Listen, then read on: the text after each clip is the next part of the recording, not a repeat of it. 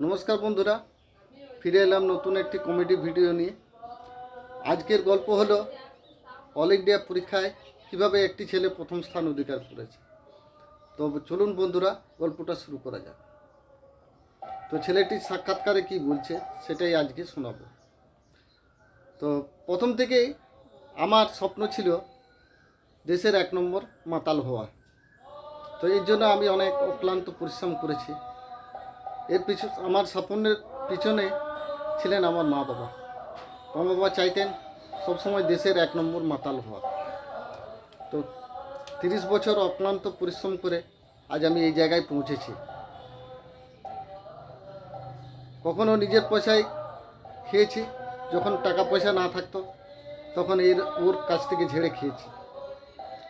তাই আমি এই জায়গায় এসে পৌঁছেছি। তো আজ এর জন্য আমার পাড়া প্রতিবেশী সবাই গর্ববোধ করছে।